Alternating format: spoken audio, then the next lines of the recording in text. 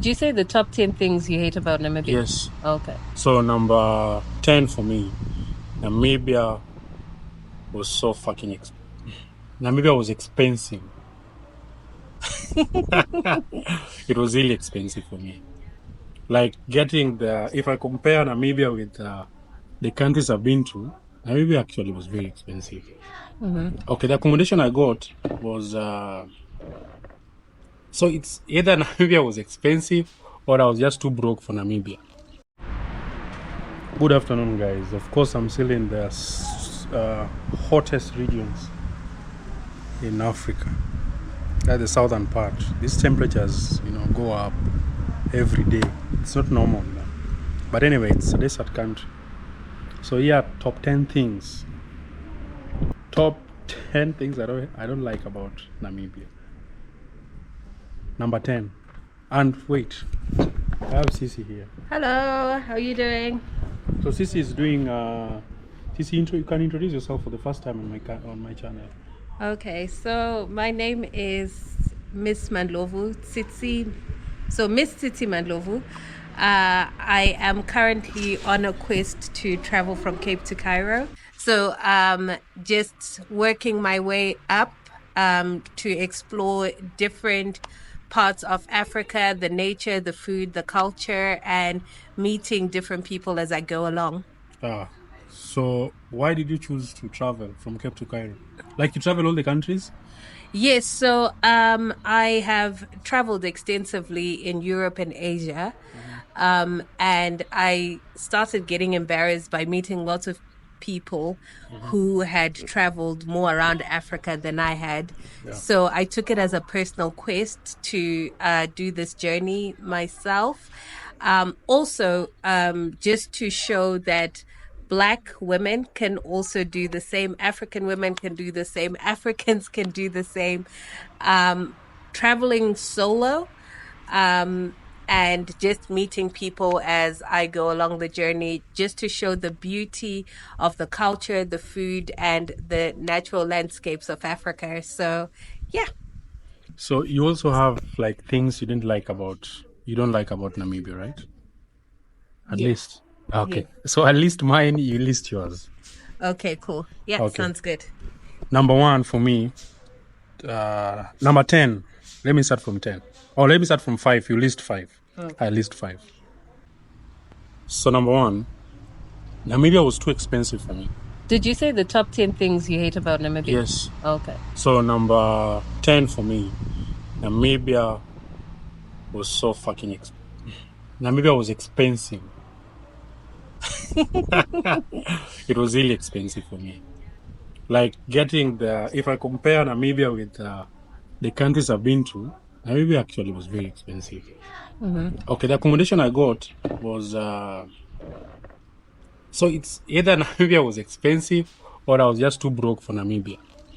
Because number 1, the accommodation was $13, the accommodation that I got.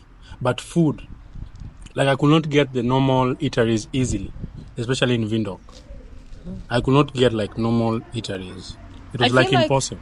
I feel like for Namibia, you kind of have to know where the locals are. So like when we went to Katutura, like the prices, they were not too bad. Was that? Where is Katutura? Katutura, where we went on Independence Day. Oh, they went with Smiley. No. Windhoek.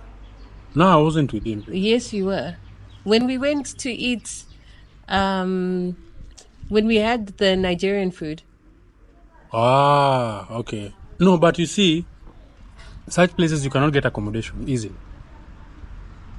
Oh, yeah. Yes, like where you can get the accommodation, like in academia, you cannot get such things. Oh, yeah. You have to go to the locations. You have to go to the locations, and that is a little bit far out of town.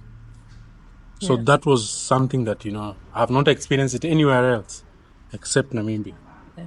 So, Namibia, like the cost is also quite high for me. However, to combat what Lenox faced, I cooked. I bought my food from a supermarket a lot of the time. So, like, that helped curb my costs a little bit. And then what I found expensive apart from the accommodation was just doing activities.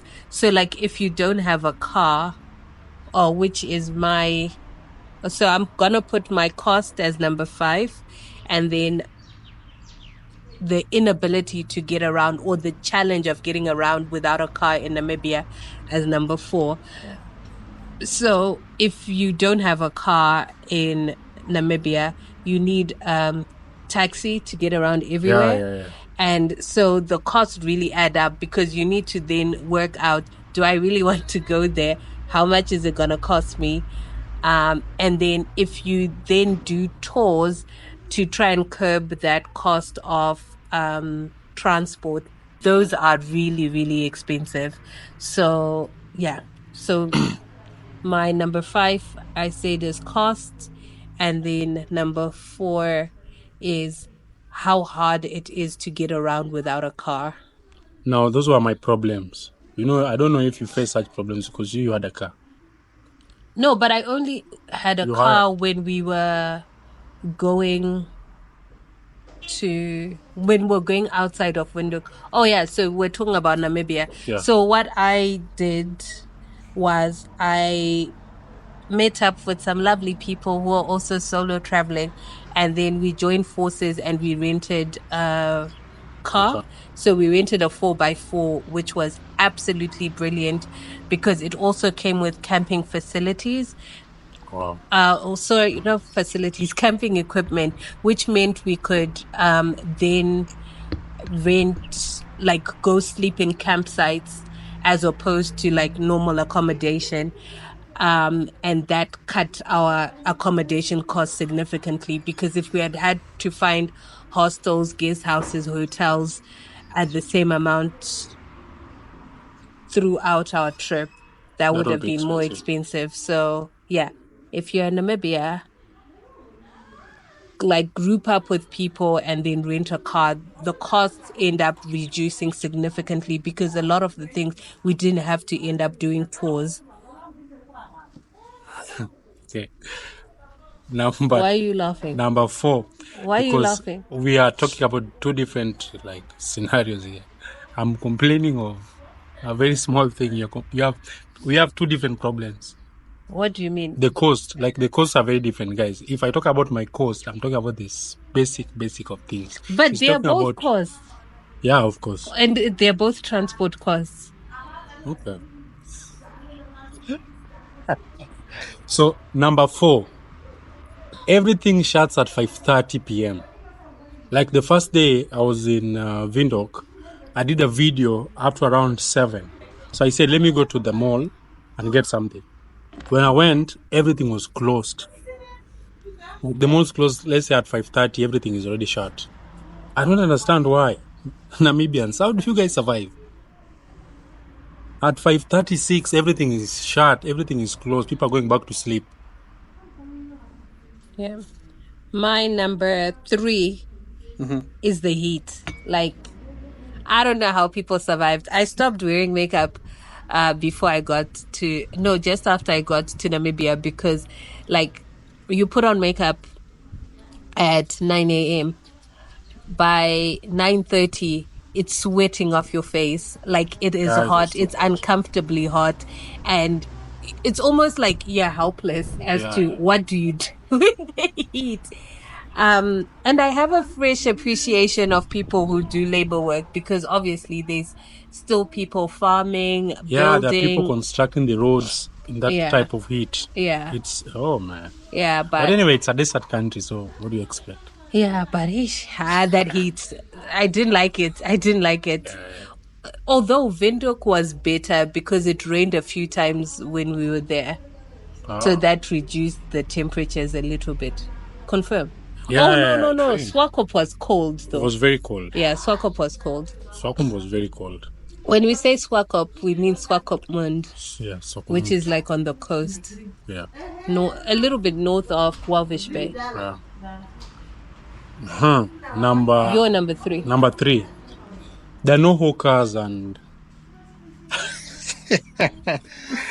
there are no hawkers in that country. People are so few that I used to get lost like all the time. And I used to spend like 1 or 2 hours locating the place that I was from, like my accommodation. And if I get lost, there's nobody on the streets to ask. And you cannot buy like something fast. That's why I'm talking about hawkers or somewhere you can buy something. What are you thinking?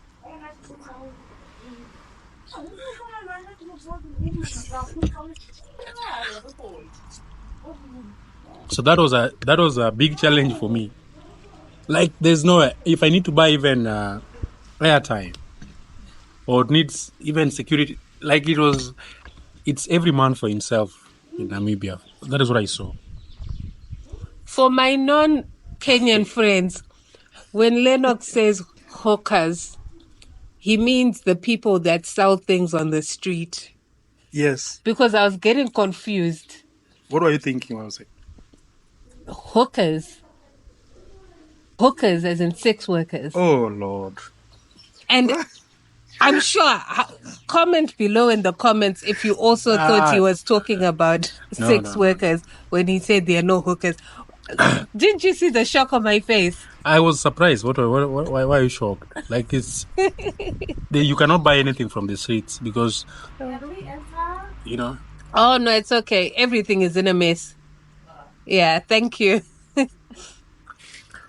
So guys, in Namibia, when you plan on going to, buying something or you'll randomly buy something from the streets, you won't find because those guys are not there. Especially in Windhoek, not even Windhoek, even Swakopmund, you'll never find anyone selling anything on the streets unless it's the curio shops, and people are so few. So getting to ask somebody direction, no, you don't do that there. And especially if you don't have the line for that country. Like me, sometimes because I take a very few days, I don't take the line. So I just go in and out. I got lost twice, spent almost 2 hours locating my place, and there's nobody to ask. Your number what? 2. My number 2. I would say the rich wealth poverty divide. I found that very uncomfortable at times because a lot of the touristy places that we went to, the only Black people there were the people that were working there. And then just learning about the history and the way the economy is set up. Yeah, found that a little bit hard to palate.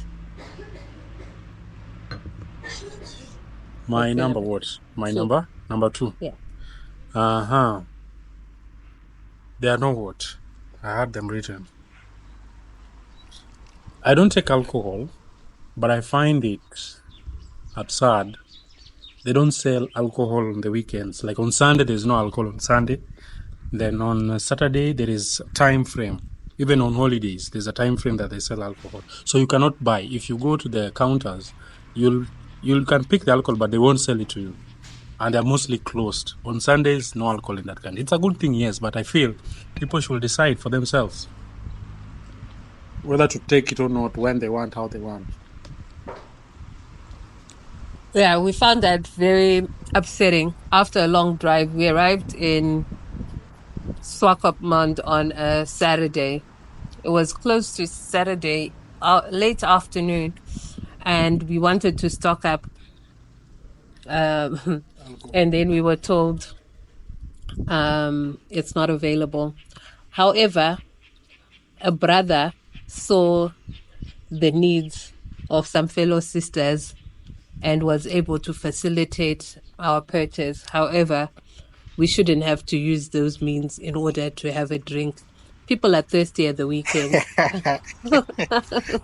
Yeah. So I found that really something off, but anyway, it's a good thing. No, it's not a good thing. But if you're coming, this is for you if you plan on visiting Namibia. So you know that on the weekends, mostly, They don't I sell think it's alcohol. after lunchtime. It's something stupid early, to be honest. No, on on Saturday. Sundays, no, No, but no yeah, alcohol. But on the on Saturdays up Saturday, to lunchtime, yeah. yeah, that is when they sell alcohol. And I'm like, at lunchtime, you haven't even woken up from Friday, and you haven't decided what the motive is. But anyway, just be prepared.